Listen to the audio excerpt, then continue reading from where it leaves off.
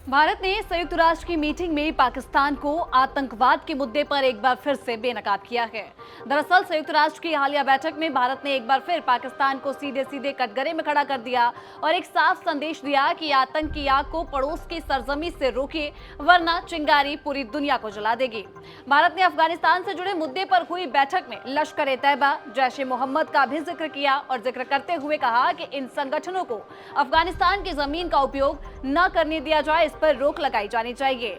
संयुक्त राष्ट्र मुख्यालय में हुई अहम बैठक पर भारत ने पाकिस्तान को न सिर्फ कड़ी चेतावनी दी, बल्कि बाकी दुनिया को भी ये याद दिलाया कि आतंक के अड्डों पर लगाम लगाना जरूरी है और ये पूरी दुनिया की जिम्मेदारी है।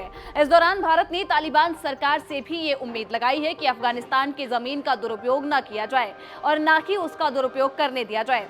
हालांकि एक समय था कि जब तालिबान को भी आतंकी संगठन के रूप में ही देखा जाता था, लेकिन चूंकि अब अमेरिकी सेना के जाने के बाद अफगानिस्तान में तालिबान का ही शासन है, तो अब तमाम देश इन्हें मान्यता दे रहे हैं और साथ ही भारत ही अफगानिस्तान से अच्छे संबंध भी रहे हैं। यही कारण है कि भारत अफगानिस्तान के जमीन का दुरुपयोग न करने की अपील कर रहा है। भारत के स्थायी प्रतिनिधि राजदूत पर्वतनेनी हरीश ने अपने बयान में कहा कि अफगानिस्तान की जमीन का इस्तेमाल किसी भी आतंकी गतिविधि के लिए बिल्कुल नहीं होना चाहिए और अंतर्राष्ट्रीय समुदाय को यह सुनिश्चित करना होगा कि लश्कर-ए-तैयबा और जैश-ए-मोहम्मद जैसे संगठन, जिन्हें संयुक्त राष्ट्र पहले ही आतंकवादी घोषित कर चुका है, वहां कोई ठिकाना न बना पाए। हरीश का ये संदेश सीधा पड़ोसी देश के लिए था, जो लंबे समय से इन गुटों को पनाह देता रहा है।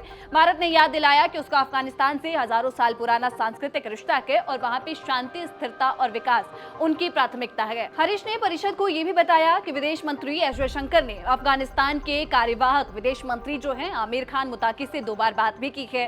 बैठक में एक वक्तव्य देते हुए हरीश ने कहा कि भारत और अफगानिस्तान के बीच सभ्यतागत संबंध है। भारत के इस युद्धग्रस्त देश में शांति और स्थिरता सुनिश्चित करने में सर्वोच्च रुचि है। उन्होंने कहा कि अफगानिस्तान से जुड़े प्रमुख मुद्दों पर अंतर्राष्ट्रीय और क्षेत्रीय सहमति और सहयोग के अत्यधिक महत्व में विश्वास करते हैं।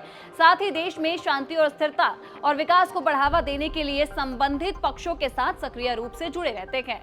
उन्होंने कहा कि दोहा और अन्य क्षेत्रों मंचों में संयुक्त राष्ट्र की बैठकों में हमारी भागीदारी हमारे प्रयासों को दर्शाती है और इसके साथ ही भारत ने पहलगाम आतंकी हमले की अफगान सरकार द्वारा की गई निंदा का भी स्वागत किया और कहा कि अफगानिस्तान की जमीन किसी भी आतंकी संगठन के लिए एक लॉन्च पैड बिल्कुल नहीं बननी चाहिए।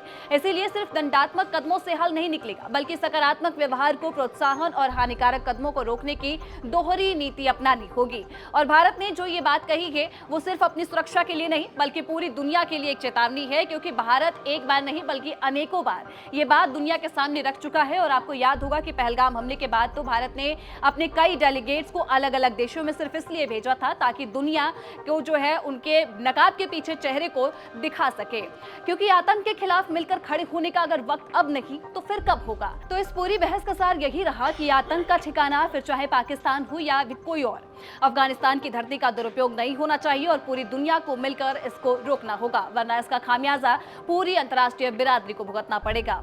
इस पूरे मुद्दे पर आपकी क्या राय है, हमें कमेंट करके जरूर बताइएगा और तमाम खबरों के लिए दैनिक जागरण देखते रहिए।